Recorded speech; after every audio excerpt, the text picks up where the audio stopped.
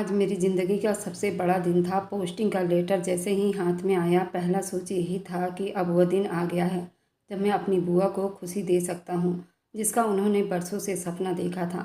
मैंने शहर के सबसे फेमस मिठाई वाले से मिठाई ली, लेकिन जो ही घर की चौखट पर कदम रखा, मेरे पैरों तले से ज़मीन निकल गई थी। मेरे हाथ से मिठाई का डिब्बा छूटा और ज़मीन पर बिखर गया। मैं बादल हूँ। उस वक्त मैं 8 साल का था, लेकिन यादें आज भी एक जीती जागती फिल्म की तरह दिमाग में छपी हुई है। हम सब लोग एक नए घर में रहते थे, मम्मी पापा चाचा चाची, और ये एक खुशहाल परिवार था जहाँ दिन की शुरुआत मम्मी की आवाज़ से, रात का सन्नाटा पापा की प्रार्थनाओं से होता था। लेकिन वह दिन सब कुछ बदल गया जब मेरी बुआ हमारे घर अचानक आ गई थी। उनके और फूफा जी के झगड़े हमेशा चलते रहते थे, लेकिन इस बार अपना छोटा सा बैग लेकर हमारे दरवाजे पर खड़ी थी। उनके साथ उनकी बेटी भी थी। वे चुप थी, आंखों में सवाल लिए हुए। पापा ने दरवाज़ा खोला तो वे अंदर दाखिल हो गई, जैसे बरसों बाद कोई अपना लौट आया हो। लेकिन घर की हवाओं में वह अपनापन नहीं था जो होनी चाहिए थी। मम्मी ने किचन से झांक कर देखा, बस इतना कहा, आ गई। उनकी आवाज़ में नाराज़गी छुपी हुई नहीं थी। बुआ सोफे पर बैठते हुए बोली, भाई अब मुझे और बर्दाश्त नहीं होता। वह आदमी मुझे इज्जत नहीं देता, हर बात पर झगड़ा करता है, हाथ उठाता है। बस अब मैं अपने मायके आ गई हूँ। पापा थोड़ी देर चुप रहे, फिर बहुत नरमी से कहा, तुम्हारा घर वही है जहाँ तुम्हारे पति हैं। रिश्ते तो निभाने से बनते हैं बहन, अपना घर छोड़ाने से नहीं। बुआ ने आंखों से आंसू पोंछे, मगर चेहरे पर जिद थी। भाई मैं वापस नहीं जाऊंगी, मैं यहीं रहूंगी मेघना के साथ। मैं वहीं बैठा सब सुन रहा था। मेरी समझ में भी कुछ आ रहा था। आने वाले कुछ दिनों में घर की हवा बिल्कुल बदल गई थी। मम्मी और चाची की बातों में बुआ के लिए छुपी छुपी शिकायतें बातें आ गई। कुछ लोगों को घर बसाने नहीं आती, उजाड़ने आती है। मम्मी ने एक दिन कहा जब वो सब्जी में नमक ज़्यादा होने पर नाराज़ हुई। चाची किचन में बर्तन धोते हुए बोली, अब देखना, ये सिर्फ मेहमान बनकर नहीं आई, कब्जा करने आई है यहाँ। पापा उन बातों से अलग रहने की कोशिश करते और हर दिन सुबह दफ्तर चले जाते, शाम को देर से आते। अक्सर वे चुप से खाना खाकर कमरे में चले जाते। मैं एक दिन आंगन में खेल रहा था कि बुआ पास आ गई। मेरे सर पर हाथ फेरते हुए बोली, मेरा बादल, तू कितना प्यारा है, बिल्कुल मेरे भाई जैसा है। मैंने हैरानी से उनकी तरफ देखा। बुआ, क्या आप हमेशा यहीं रहोगी? उन्होंने हंसकर कहा, क्यों, तुम्हें बुरा लग रहा है क्या? मैं ना में सिर हिलाया, नहीं, बस पूछ रहा था। मैं तुम सबके साथ रहना चाहती हूँ। मेघना के लिए भी ये घर अच्छा है, तुम दोनों साथ पढ़ोगे खेलोगे। वो बोल रही थी, लेकिन उनकी आवाज़ में एक अजीब सा काबूपन छुपा हुआ था, जैसे वह जो चाहेगी वही होगा। कुछ दिनों बाद मेघना मेरे कमरे में साथ पढ़ने लगी। वो मुझसे बड़ी थी, लेकिन मेरे साथ बैठी रहती। हम अपने मैथ के सवाल हल करते हुए बहुत कम बोलती, बस सर हिलाकर जवाब देती। मुझे उसकी चुप्पी से डर लगने लगा था। एक रात मैं पानी पीने उठा, मम्मी और पापा की आवाज़ आई और धीमे शब्दों में बहस कर रहे थे। मैं तुम्हारी बहन है, मगर उसका व्यवहार हम सबको बर्दाश्त करना पड़ेगा, मम्मी बोल रही थी। पापा ने थके हुए शब्दों में कहा, मैं उसे कैसे निकालूं, वो मेरी बहन है। मम्मी ने धीरे से कहा, और मैं तुम्हारी पत्नी हूँ, मेरी जगह उसने ले ली है इस घर में। मैं दरवाजे के पास खड़ा, जैसे मेरे कदम वहीं जम से गए थे। मेघना, यही पल था जब मैंने पहली बार महसूस किया कि रिश्तों का वजन भी होता है, और कभी कभी वो इतना भारी हो जाता है घर की दीवारें हिलने लगती है। बुआ हर वक्त घर में मौजूद रहती, जैसे वो मेहमान नहीं मालकिन हो। मम्मी और चाची की कोई बात उन्हें पसंद नहीं आती, वे जल्दी बोल पड़ती। उस घर में औरतें सिर्फ बातें करना जानती हैं, काम कुछ नहीं करती। और मम्मी जो नरम मिजाज की थी, अक्सर सब्र करके रह जाती। चाची ने एक बार मुझे रोकते हुए कहा, उधर मत जाओ, बुआ के पास मत बैठा करो, उनकी बातों में जहर होता है। मुझे कुछ समझ नहीं आता, बस इतना मालूम होता था कुछ ठीक नहीं हो रहा। वह घर जो कभी हंसी और खुशबू से भरा होता था, अब शिकायतें और गुस्सा सबके दिलों में राज कर रहा था। पापा कोशिश करते सबको संभालने की, लेकिन जैसे जैसे दिन बीतते जा रहे थे, परेशानियां बढ़ती गई। मैं सोचता था कि शायद एक दिन सब कुछ ठीक हो जाएगा, लेकिन बचपन की मासूम उम्मीदों को हकीकत से पाला कहाँ पड़ता है। घर में बुआ को रहते हुए 2 साल बीत चुके थे। माहौल पहले जैसा तो कभी नहीं रहा, लेकिन वक्त के साथ साथ सब ने एक दूसरे की मौजूदगी को स्वीकार करना सीख लिया था। बुआ अपनी जगह मजबूत कर चुकी थी, माँ अब चुप हो चुकी थी, और चाची अलग रहने लगी थी। पापा हमेशा बिजी रहते, जैसे वो कुछ नज़रअंदाज करना उनकी मजबूरी बन चुकी हो। उन 2 सालों में स्कूल जाने लगा था। मेघना भी अब साथ पढ़ती थी। वे काफ़ी बदली बदली रहने लगी थी, बात कम करती, ज़्यादातर वो बुआ के साथ ही दिखाई देती थी। घर में मेहमानों का आना जाना पहले जैसा नहीं रहा। मौसी मामा ये लोग जैसे हमसे कतराने लगे थे। एक दिन की बात है कि मैं आंगन में बैठा स्कूल का होमवर्क कर रहा था। कि दरवाजे पर किसी की आने की आहट हुई। चाची ने धीरे से झांक कर देखा, जल्दी से पर्दा हटाया तो उन्हें वहां बुआ के पति दिखाई दिए। बुआ ने दरवाजे की आवाज़ सुनी तो जल्दी बाहर निकल आई। उनके चेहरे पर हैरानी बेचैनी दोनों थी। दरवाजे पर एक अधेड़ उम्र का आदमी खड़ा था, कपड़े मामूली से, बाल बिखरे हुए, आंखों में कुछ कहने की कोशिश थी। संजना से बात करनी है, उन्होंने बड़ी धीरे से कहा। मेरे और तुम्हारे बीच में अब कुछ बचा नहीं। बुआ का जवाब बहुत गुस्से में था। पापा दरवाजे तक आए। माहौल को देखकर उन्होंने बात संभाल ली। अंदर आ जाओ बहनोई साहब, बातचीत से समस्याएं सुलझाई जा सकती है। अंदर बैठकर दोनों कुछ देर बात करते रहे। हम सब कमरे से बाहर थे, लेकिन आवाज़ साफ सुनाई दे रही थी। संजना 2 साल हो गए हैं। मैंने खुद को सुधारने की बहुत कोशिश की है। राहुल के खातिर वापस आ जाओ।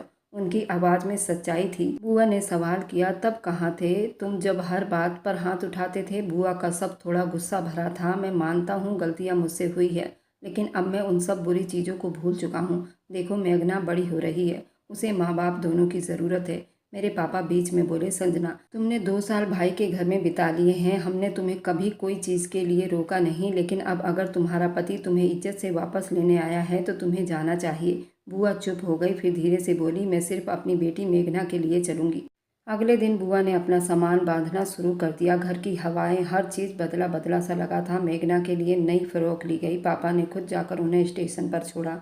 जाते समय मेरी बुआ ने मुझे गले लगाया। बादल मेरे बच्चे, अच्छा बच्चा बनना, पढ़ाई में दिल लगाना। मैंने उसका हाथ पकड़कर पूछा, बुआ आप फिर कब आओगी? उन्होंने कुछ पल मेरी आंखों में देखा, फिर बोली, अगर ज़रूरत पड़ी तो यहाँ ज़रूर आऊँगी, लेकिन उम्मीद है अब सब ठीक हो जाएगा। उनके जाने के बाद घर में अजीब सा सुकून छा गया था। ऐसा लगा जैसे कोई भारी बोझ उतर गया हो। माँ और चाची दोनों हल्की हल्की मुस्कुराती रही, लेकिन शाम को पापा और फूफा फिर से वापस आ गए, क्योंकि उनकी ट्रेन छूट गई थी। अब बुआ को सुबह 4 बजे की ट्रेन में जाना था। बुआ और फूफा और मेघना एक ही कमरे में रहे। रात भर वे लोग बातें करते रहे। सुबह छुट्टी थी, संडे था। पापा उन्हें स्टेशन पर छोड़ने गए थे। वहाँ से नाश्ता लेकर आए थे। हम सब ने मिलकर नाश्ता किया। दोपहर को मुस्कान मैं आंगन में बैठे खेल रहे थे। मुस्कान मेरे चाचा की बेटी थी। वो बहुत चंचल और बातूनी लड़की थी। उस दिन अजीब सी चुप्पी थी। बड़ा अजीब लग रहा है, जैसे कुछ होने वाला हो। वो हंसी, लेकिन उसकी हंसी अधूरी थी। दोपहर के वक्त मुस्कान मेरे साथ ऊपर वाले कमरे में आई। हमारे पास एक पुराना टेप रिकॉर्ड था। हम उस पर गाने सुनते थे और अपने खिलौनों से खेलते थे। मुस्कान ने कहा, चलो एक खेल खेलते हैं। मैं आंख बंद करूंगी, तुम छुप जाना। हम बच्चों की तरह हंसने लगे। मुस्कान ने पर्दे के पीछे छुपना चाहा और मैं 3 तक गिन रहा था। तभी नीचे से एक अजीब सी बदबू आने लगी, कुछ जला हुआ, कुछ खतरनाक। मैंने खिड़की खोली तो देखा आंगन में धुआं भरने लगा। मैंने दरवाज़ा खोला तो सीढ़ियों के नीचे धुआं उठता हुआ दिखाई दिया। मुस्कान जल्दी आओ, कुछ गड़बड़ है। मैंने जोर से बुलाया। वह घबराहट में निकली। उसके चेहरे पर डर समाया था। बादल, ये कैसा धुआं है? हम दोनों सीढ़ियों तक भागे, लेकिन नीचे सब कुछ आग के लपेट में था। किचन की तरफ से आग तेज हो रही थी। चाची और माँ की चीख सुनाई दे रही थी, लेकिन हमें कुछ दिखाई नहीं दे रहा था। धुआं इतना था कि आंखें जलने लगी थी। सांस लेना मुश्किल हो गया था। हम दोनों वापस पीछे की तरफ मुड़े, कमरा बंद किया और खिड़की से बाहर देखने लगे। सड़क पर लोग इकट्ठे हो चुके थे। एक पड़ोसी जोर से चिल्ला रहा था, कोई है ऊपर, बच्चों को बचाओ। मुस्कान रो रही थी, हम क्या करें, हम मर जाएंगे। बादल ने अपनी कमीज हिलाकर नीचे खड़े लोगों को अपने ऊपर ध्यान दिलवाया। कुछ ही देर में आग बुझाने वाली गाड़ी आ गई। पानी के पाइप चलने लगे, सीढ़ियाँ लगाई गई और बड़ी मुश्किल के बाद हमें खिड़की से नीचे उतारा गया। हम आंगन में खड़े थे। पीछे पूरा घर जल रहा था। खिड़कियाँ, दरवाज़ा, सोफ़ा सेट, कुर्सियाँ जिस पर मेरे पापा बैठे थे, वे जगह जहाँ मेरी माँ पूजा करती थी, सब कुछ आग की लपेट में नजर आ रहा था। मुस्कान की चीख निकल चुकी थी, चाची कहाँ है, चाची कहाँ है? मैं चुप खड़ा था। मेरी जुबान बंद हो चुकी थी। कुछ बोलने को बाकी नहीं था। बचाने वाले अंदर घुसे, लेकिन वे खाली हाथ वापस आए। नीचे पूरा हिस्सा जल चुका है। हमें 3 लाशें मिली हैं। ये शब्द मेरे कानों में पड़ा और सब कुछ घूमता हुआ नजर आया। जमीन पर बैठकर अपना चेहरा छुपा लिया। मुस्कान के आंसू थमने का नाम नहीं ले रहे थे। रात को हमें अस्पताल ले जाया गया। मामूली दम घुटने की शिकायत थी, मगर बदन से ज़्यादा हमारे दिल पर जख्म थे। हमें एक कोने में कंबल उड़ाकर बिठा दिया गया। एक नर्स ने पानी दिया, लेकिन हमारे हलक में कुछ नहीं जा रहा था। अगले दिन पापा की लाश बरामद हुई। मेरे पापा के चेहरे पर कोई चमड़ा नहीं था, सिर्फ हाथ में घड़ी पहनी। उनकी पहचान हुई। माँ के लिए सिर्फ उनकी नथ और चाची के लिए उनका लॉकेट था। चाचा का तो कुछ भी नामो निशान नहीं था। आधे अधूरे वे लोग एक सफ़ेद कपड़े में लिपटे थे जिन्होंने हमें ज़िंदगी दी थी। खुद जिंदगी के आग में जल गए। बुआ को खबर दी गई, वह दूसरे शहर में थी। दोपहर को तेज रफ्तार से अस्पताल पहुंची। उनकी चीख अस्पताल की दीवारों से टकरा रही थी। मेरे भाई, मेरे भाई, मेरे भाभी, भगवान तुम लोगों को क्यों लेकर गया। मुस्कान उनके गले लग गई, लेकिन बुआ ने उसे जल्दी बाजू में भर लिया। अब मैं हूँ तुम दोनों की माँ। उनकी अंतिम संस्कार की गई। तीनों लाशें एक साथ घर से निकली थी। रिश्तेदार मौजूद थे, लेकिन ज़्यादातर चेहरे अजनबी थी या जो सिर्फ अफसोस के रस्म निभाने आए थे। और मैं, मुस्कान एक कोने में बैठे थे और ना रोने की ताकत थी न समझने का। वह घर जहाँ हम कल तक खेलते थे अब राख हो चुका था। वे लोग जिनकी आशीर्वाद में हम थे आज खुद हमारे हाथों से चिता के लपेट में थे। बुआ तेज कदमों से हमारे पास आई।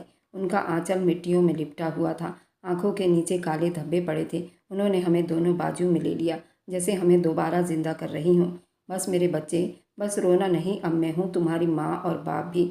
उनकी आवाज़ में तड़प थी। मुस्कान का सर उनकी गोद में था। मैं उनके कंधे से लगा बैठा था। चुप से बस में एक साथ चल दिए। वो वक्त जिसमें कुछ कहने को नहीं रहा, सुनने वाला भी चुप से समझ जाए। बुआ ने रिश्तेदारों से बातचीत की। उनके अंतिम संस्कार के बाद कागजी कार्रवाई पूरी हुई और शाम होते ही हम दोनों को गाड़ी में बिठाया।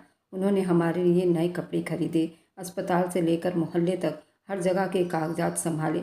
मैंने उस बीच उनके चेहरे पर किसी तरह की थकन नहीं देखी थी, जैसे वह कुछ करके दिखाना चाहती हूँ। जैसे अब वो सिर्फ बुआ नहीं रही। वह गाड़ी में हमें एक पतली गलियों में ले आई जहाँ उनका 2 मंजिला मकान था। उस मकान का हाल बहुत ख़राब था। सीढ़ियाँ सीमेंट और फर्श के एक छोटा सा आंगन जिसमें 2 पुराने गमले रखे हुए थे। दरवाज़ा खोला तो मेघना सामने खड़ी थी, उसके साथ उसका छोटा भाई जो मुझसे थोड़ा बड़ा होगा। बुआ ने कहा, ये दोनों अब हमारे साथ रहेंगे। जैसे तुम हो वैसे ही ये भी हैं, मेरे बच्चे हैं।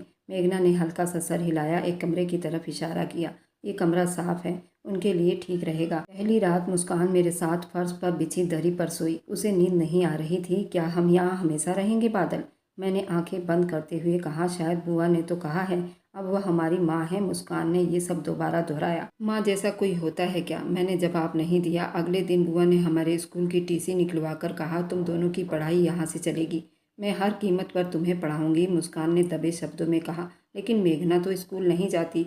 बुआ ने ठंडी सांस ली। अब बड़ी हो गई है ना, घर के कामों में हाथ बटाती है। हम दोनों अभी बच्चे हैं, हमें पढ़ाई करनी है। बुआ के पति घर में कम नजर आते थे। वे आते भी तो चुप रहते थे, जैसे कोई बोझ हो। एक बार जब मैं आंगन में खेल रहा था, बुआ की तेज आवाज़ सुनाई दी, कितने दिन तक पालूंगा तेरे भाई के बच्चों को? हमारे पास अपने भी 2 बच्चे हैं, बुआ ने जवाब दिया। पालना तुम्हें नहीं मुझे है, और मैं पाल लूँगी। तुम्हें कुछ सोचने की ज़रूरत नहीं।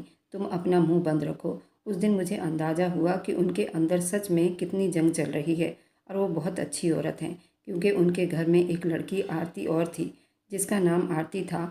बुआ बताती थी वह उनकी देवरानी की बेटी है। वह भी हमारी तरह अनाथ थी। उसके माता पिता भी मर चुके थे। बुआ उसकी देखभाल कर रही थी, लेकिन बुआ हमसे कभी जताना नहीं चाहती थी कि वह हमारे लिए क्या कुछ नहीं कर रही। मेघना ने मुस्कान को किचन का काम सिखाना शुरू किया। यहाँ सब कुछ साथ चलता रहेगा, पढ़ाई भी, बर्तन भी, सफाई भी। लेकिन परेशान ना हो, मैं भी काम कर लेती हूँ। मेघना के शब्दों में तरस था, लेकिन उसकी आंखों में कभी कभी अजीब सा खिंचाव नजर आता। मेरी नई किताबें आ गई। बुआ ने खुद जाकर खरीदी थी। मैंने उन्हें एक रात सिलाई मशीन पर बैठे देखा। जब सब सो जाते तो वह कपड़ों की कटिंग करती थी और उनकी आंखें बार बार नींद से झपकती रहती थी। मैंने कहा, बुआ आप कब सोती हैं? मैंने पीछे से आकर पूछा। उन्होंने मुड़कर मुस्कुराया और कहा, जब मेरे सपने पूरे हो जाएंगे। मैंने कुछ न कहा, बस चुपचाप वापस अपने बिस्तर पर आकर लेट गया। लेकिन अब नींद कम और सोच ज़्यादा आने लगी थी।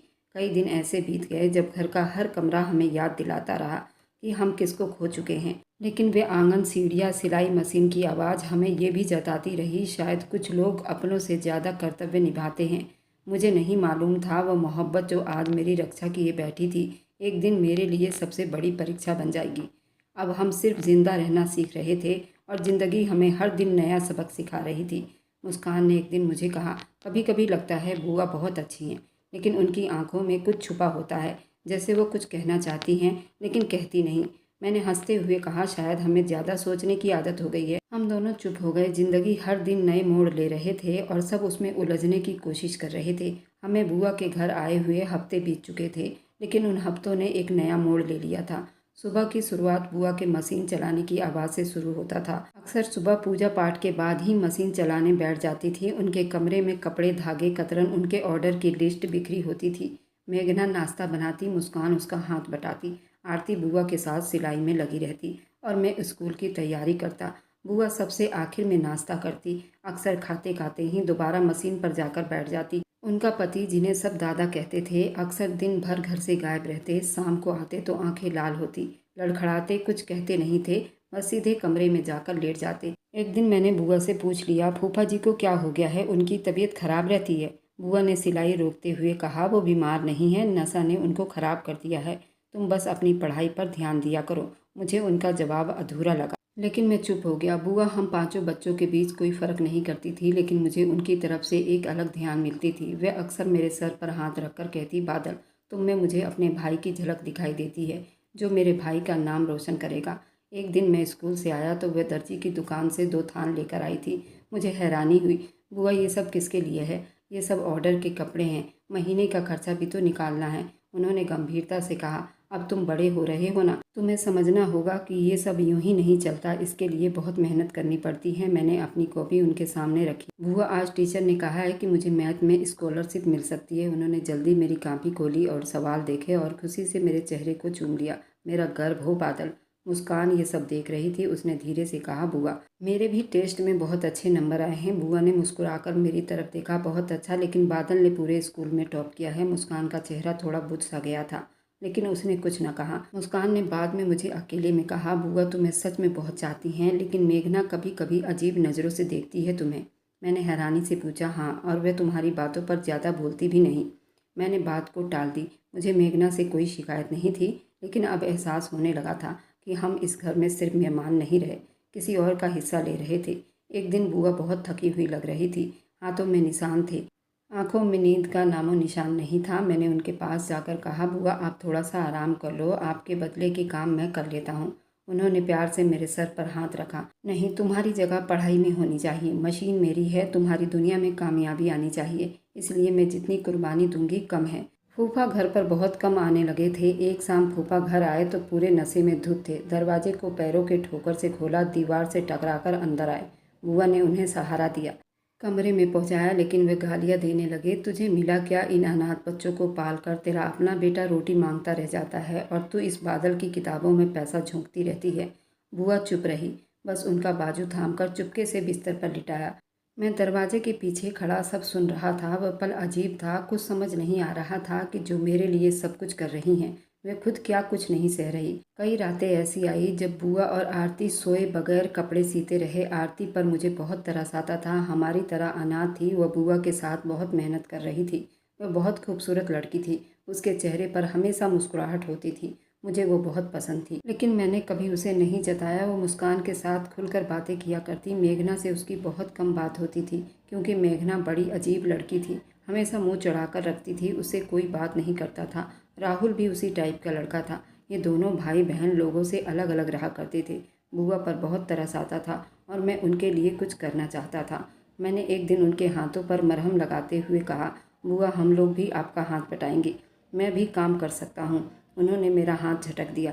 नहीं बादल, तुम इस काम के लिए नहीं बने हो। पढ़ लिख कर तुम बहुत बड़े अफसर बनोगे, तुम्हारी पढ़ाई मेरा गर्व है। मुस्कान ने भी एक दिन कहा, बुआ हम लोग भी सिलाई सीख लेते हैं, आपका बोझ थोड़ा कम हो जाएगा। बुआ ने उसे भी रोक दिया, तुम दोनों सिर्फ पढ़ोगे, घर के काम मेघना आरती देख लेंगी। मेघना ये सब देखती रही, सुनती रही। उसके चेहरे पर वक्त के साथ गुस्सा भी आने लगा था, लेकिन उसने अपना मुंह बंद रखा। मेघना का बाप भी चुप हो गया। घर का खर्चा, बच्चों की फीस, राशन तक सब कुछ बुआ की सिलाई मशीन से निकलता था। कभी कभार वो पुराने कपड़े भी सीती थी। पुराने ग्राहकों से उधार लेने से भी कतराती नहीं थी। मैंने ये सब अपने दिल में रख लिया। मैं जान गया था कि हमारे सर पर छत किससे टिका हुआ था, मगर ये भी हकीकत थी, हर फैसला चाहे जितना भी अपना हो, ये सब करने के लिए अपनी कोई कीमत ज़रूर लेता है। वे कीमत कब और किस रूप में वसूल की जाएगी, ये वक्त तय करता है। बुआ की सिलाई मशीन के पहियों के साथ पढ़ाई का पहिया भी चल पड़ा था। स्कूल में मेरा नाम हमेशा फर्स्ट पोजीशन पर होता था। क्लास में हर साल मुझे पहचान मिलती थी।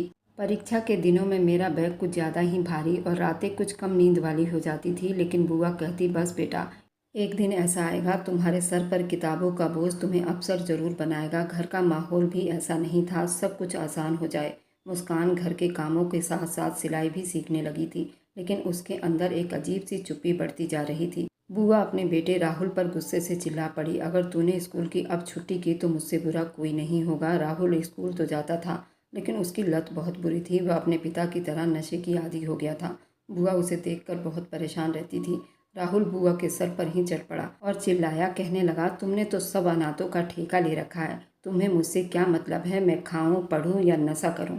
मैंने एक दिन उसे समझाना चाहा, उसने मुझे धक्का दे दिया और कहा, तुम अपनी हद में रहो। मेरे ही घर में रहकर मुझे ही सिखाने चले हो। मैंने उस दिन के बाद से कभी राहुल से बात नहीं की। बुआ उस दिन राहुल को देखकर बहुत परेशान थी। कहने लगी, हर माँ चाहती है कि उसका हर बच्चा संवर जाए, लेकिन अगर कोई खुद बिगड़ना चाहे तो माँ कुछ नहीं कर सकती। मेघना एक दिन मुस्कान के पास आई। दोनों छत पर बैठी थी। ये घर कभी तुम्हारा नहीं होगा मुस्कान, लेकिन तुम सबकी लाडली बन गई हो। मुस्कान ने चौंक कर पूछा, क्या मतलब तुम्हारा? मेघना ने थोड़ी देर चुप रहकर कहा, छोड़ दो, तुम समझोगी भी नहीं। मुझे ये सब बातें देर से मालूम हुआ, लेकिन इतनी देर नहीं कि नज़रअंदाज की जा सके। स्कूल में मेरे परीक्षा चल रहे थे। हर दिन एक नई जंग थी। एक दिन मेरा पेन खो गया था। बुआ ने रात को सिलाई का काम रोक कर मुझे एक नया पेन दिलवाने के लिए बाजार का चक्कर लगाया। वापसी पर काफ़ी थकी हुई थी, मगर चेहरे पर मुस्कुराहट थी। तुम्हारी पढ़ाई की चीज़ों में कोई कमी न हो, इसलिए मैं हर दिन के चक्कर लगा लूँगी। बुआ, आपको आराम करना चाहिए था। मैं स्कूल में ही किसी दोस्त से मांग लेता। मैंने कहा। उन्होंने सर हिलाया। पहले मांगना सीखोगे तो बाद में सब चीज़ें खोने का डर लगेगा। तुम्हें देने वाला बनना है, मांगने वाला नहीं। उनका ये शब्द मेरे दिल में घाव की तरह लगे। 12वीं क्लास में मैंने स्कॉलरशिप का फार्म भर दिया। प्रिंसिपल साहब ने कहा, बादल, तुम हमारे स्कूल का गर्व हो। अगर तुम स्कॉलरशिप पर निकल गए तो आने वाले बच्चों के लिए भी दरवाजे खुलेंगे। मैंने घर जाकर बुआ को खुशखबरी सुना दी। वो बहुत खुश हुई। मेरे लिए हलवा पूरी बनाया, मोहल्ले के बच्चों को बुलाकर खिलाया। कहा, मेरा बच्चा एक दिन बड़ा अफसर बनेगा। मोहल्ले में लोग तरह तरह की बातें करने लगे। अपने बच्चों पर तो ध्यान देती नहीं, बेटा बिगड़ रहा है, अनाथ की बच्चों की सेवा में लगी हुई है, भाई के बेटे पर सब कुछ लुटा रही है। उन्होंने लोगों की बातों का भी कोई जवाब नहीं दिया।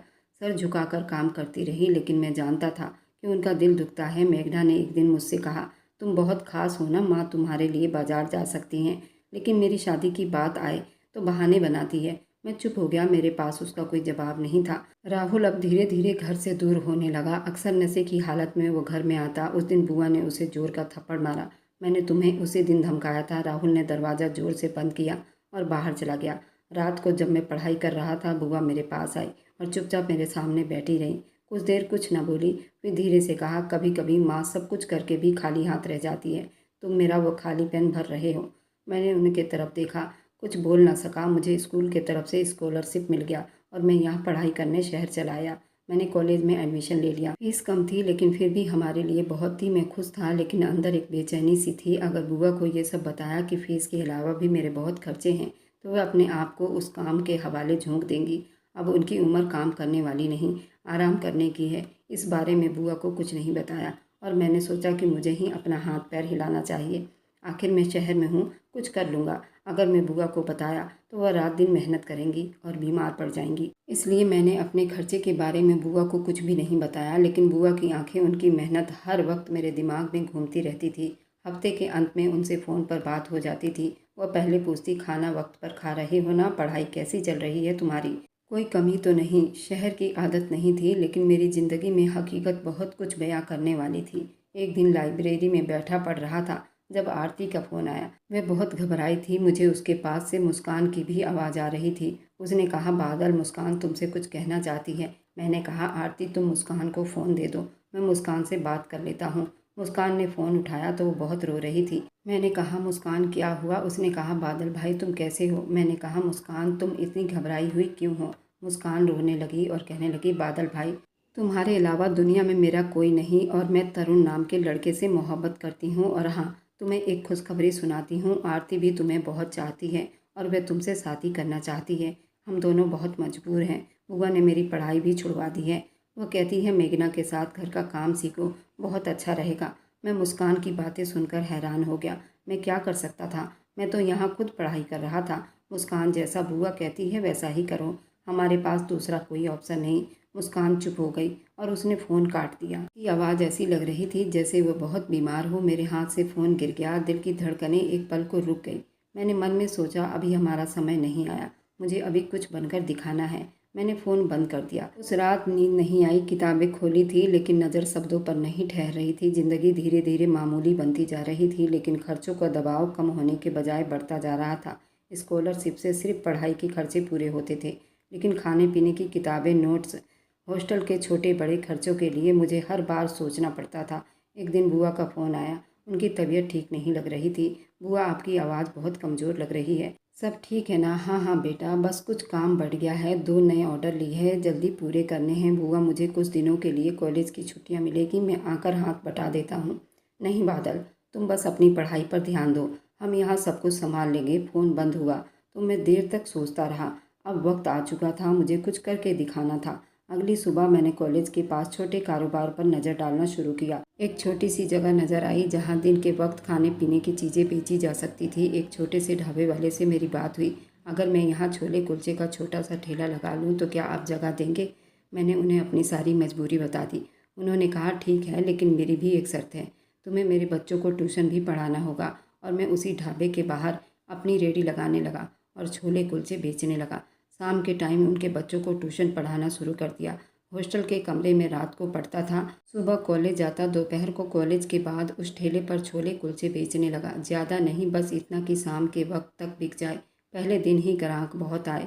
एक दिन एक ग्राहक पूछने लगा, क्या तुम कॉलेज में पढ़ते हो? मैंने कहा, हाँ, मैं पढ़ भी रहा हूँ, अपने खर्चों के लिए कमा भी रहा हूँ। अब मुझे थोड़ा सुकून मिला था। मेरे खर्चों का बोझ कम होते दिखा। हॉस्टल की कैंटीन से खाना भी लेना बंद कर दिया। जो कुछ मेरी रेडी पर बच जाता वही खाकर रात को सो जाता। एक रात में खिड़की के पास बैठा था, आरती की कॉल आई। बादल, सो तो नहीं गए? नहीं, बस मैं सोने की तैयारी कर रहा था। तुम कैसी हो? कुछ पल बाद चुप के बाद उसने कहा, तुम्हारी बुआ की तबीयत अब पहले जैसी नहीं रही। सिलाई करते करते उनकी कमर में दर्द रहने लगा है। उन्होंने तो कुछ नहीं बताया मुझे, लेकिन मैं देख रही हूँ वो खुद को थका रही हैं। मेघना भी अलग हो गई है। राहुल दिन ब दिन बिगड़ता जा रहा है। मेघना अलग हो गई क्या मतलब? अब वह सिर्फ अपने काम से काम रखती है। शायद बुआ का व्यवहार उसे अच्छा नहीं लगता। कहती है कि तुम सब कुछ हो और हम बस बोझ हैं तुम्हारे लिए। सब कुछ हमारी वजह से है। मैंने कहा, तुम्हें ये सब सोचने की ज़रूरत नहीं, तुम लोगों की क्या गलती है इसमें? बादल, यहाँ का माहौल अब बदल गया है। सबके दिलों में कुछ न कुछ जमा हो रहा है। मैं चुप रहा। मेरी बहन मुस्कान की आवाज़ भी कुछ धीमी लग रही थी। क्या तुम ठीक कह रही हो? मैंने पूछा। चुप हो गई। फिर धीरे से बोली, मुझे कुछ दिनों से बुखार रहता है, पर बुआ कहती है कि तुम बहाने करती हो। काम किया करो, काम से बीमारी भाग जाती है। डॉक्टर को भी नहीं दिखाया। मेघना कहती है अब उसे भी सिलाई सीखनी चाहिए, लेकिन बुआ सिर्फ तुम्हारी पढ़ाई की फिक्र करती है। वह कुछ कहना चाहती थी, फिर चुप हो गई। उसकी आवाज़ में शिकायत नहीं थी, बस थकन थी। मुस्कान, तुम अकेली मत समझना खुद को, बस परीक्षा ख़त्म होने दो, मैं आऊँगा, हम कुछ कर लेंगे। उसने कहा, तुमसे बात करके थोड़ा हल्का लगता है। लो, आरती से बात कर लो। वो बहुत परेशान लग रही थी। कहने लगी, जो बात पिछली बार कही थी वो मेरे दिल से निकली थी। किसी दबाव में नहीं कहा था मैंने। मैं जानता हूँ, तुम भी जान लो, अब बात सिर्फ तुम्हारी नहीं मेरी भी है। लेकिन मैं जानता हूँ कि पहले अपने पैरों पर खड़ा हो जाऊँ, तब तुमसे वादा करूँगा और तुम्हें इज्जत से अपने साथ ही रखूँगा। फ़ोन बंद हुआ लेकिन दिमाग उलझ गया। किताबें खोली मगर सब धुंधले पड़ने लगे। अगले दिन काम पर वापस गया। ग्राहक आते रहे, कुछ तारीफ करते, कुछ बहस करते, लेकिन छोले कुलचे बेचने के साथ साथ मैं यही सोचता रहा, मुझे जल्द कामयाब होना है, क्योंकि अब ये सिर्फ पढ़ाई का नहीं, आरती, बुआ, मुस्कान अपने पहचान का सवाल बन चुका था।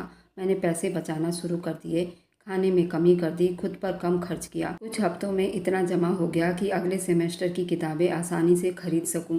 बुआ को बताया तो उन्होंने कहा, मेरे बादल ने अपने मर्द होने का सबूत दिया है। मैं हंसा। मर्द वो होता है जो अपनी माँ का बोझ हल्का करे। बुआ ने पहली बार इतनी गहरी नज़रों से मुझे देखा, जैसे कुछ कहना चाह रही हो लेकिन जुबान बंद हो। मैंने वह चुप्पी नोट कर ली, मगर उस वक्त मेरे पास सिर्फ 2 रास्ते थे, मेहनत या हार। मैंने पहले वाले को चुना था। परीक्षा का दिन आ चुका था, तैयारी पूरी हो चुकी थी, लेकिन दिमाग में एक अजीब सा शोर था। परीक्षा हॉल में दाखिल हुआ, कुछ उम्मीद, कुछ भरोसा, लेकिन हमारे सबकी आंखों में एक सपना जरूर था। तो मैंने चुप से अपना रोल नंबर तलाश किया, मेज पर बैठकर सांस ली और पहला पर्चा खोला। सवाल देखा तो पहला ख्याल यही आया, बुआ, ये भी आपकी प्रार्थना थी। सब कुछ समझ में आ रहा है। मैंने तेज़ी से काम शुरू किया। 3 घंटे में अपने कलम को एक पल के लिए भी नहीं रोका। आखिरी पल तक मैं पूरे होशो हवास में लिखता रहा। जब पर्चा जमा करवाया तो दिल में हल्की सी उम्मीद जागी थी। परीक्षा के बाद बड़ी बेचैनी से वह दिन बीत रहे थे। मैंने हिम्मत नहीं हारी और कहा, भगवान ने चाहा तो वह दिन जरूर आएगा। परीक्षा के बाद कॉलेज की लाइब्रेरी में बैठा किताब देख रहा था। कि फ़ोन आया मुस्कान का नहीं, वो मेरी बुआ का था। उनकी आवाज़ में एक खास चमक थी। बादल, तुम्हारा नाम आया है परीक्षा में, तुम्हारा नाम छठे स्थान पर है। मेरे हाथ से किताबें नीचे गिर गई। सच कह रही हूँ बेटा, तुमने हमारे सपने सच कर दिखाए। मेरी खुशी का ठिकाना नहीं रहा। खबर फैलने की देरी नहीं हुई। कॉलेज की तरफ से फंक्शन रखी गई, जहाँ मैडम भी उस फंक्शन में शामिल थी। सवाल किया गया, आपकी कामयाबी के पीछे सबसे बड़ा हाथ किसका है? मैंने माइक के सामने चुप्पी से कुछ पल बिताए थे, फिर कहा, मेरी माँ, जिन्होंने मुझे जन्म नहीं दिया है लेकिन जिंदा रखा, मेरी बुआ ने। वह औरत जो सुबह से रात तक सिलाई करती रही ताकि मैं एक दिन अपने पाँव पर खड़ा हो सकूं। एक रिपोर्टर ने पूछा, उनका नाम क्या है? संजना। वो मेरे लिए सिर्फ बुआ नहीं, मेरे माँ बाप सब कुछ हैं। फंक्शन के बाद कॉलेज के प्रिंसिपल ने मुझे बधाई दी। तुम जैसे छात्र हमारे कॉलेज के शान होते हैं। हालात जैसे भी हों, लेकिन कामयाबी उनके कदम चूम लेती है। शहर भर में मेरी बातें चर्चा होने लगे। पोस्टिंग जैसे ही मेरे हाथ में आई, पहली सोच यही थी कि अब वो दिन आ गया जब मैं बुआ को वह खुशी दे सकता हूँ जिन्होंने बरसों बाद ये सपना देखा था। क्राइम ब्रांच के हेड ऑफिसर में मेरा नाम आया था तो पूरे हॉल में तालियां गूंज उठी। सबने बधाई दी, तस्वीर बनाई। सब ने कहा, जब वर्दी में आओगे तो हमें बड़ा गर्व होगा। मैंने धीरे से हंसते हुए कहा, सबसे पहले वर्दी में जिसके पास जाऊंगा वो मेरी बुआ होगी। अगली सुबह वर्दी पहनकर पहली बार खुद को आईने में देखा। वही लड़का जो किसी वक्त सिलाई मशीन के पास बैठकर कापियों का काम पूरा करता था, आज क्राइम ब्रांच का सबसे बड़ा ऑफिसर बन चुका था। दिल में एक हिम्मत भी थी, आंखों में एक और मंजर, बुआ के चेहरे पर वो मुस्कुराहट जो शायद बरसों बाद देखने को मिलेगी। उनकी वह आवाज़ जो आखिरी बार फ़ोन पर थकी हुई लग रही थी, वह शिकायत जो आरती और मुस्कान ने कभी अपनी जुबान पर नहीं लाई, ये सब दिमाग में गूंज रहा था। इस बार वापस सिर्फ बुआ को धन्यवाद करने के लिए नहीं आया, बल्कि मैं ये भी तय कर चुका था कि मुस्कान की शादी करवा दूंगा, आरती से अपने रिश्ते की बात करूंगा। मैंने शहर के अच्छे मिठाई वाले से मिठाई का डब्बा लिया, एक गिफ्ट पैक करवाई जिसमें एक खूबसूरत दुपट्टा और चांदी का छोटा सा सेट था। दिल में इरादा यही था कि आज जब बात होगी तो आरती का हाथ मांगकर वापस आऊँगा।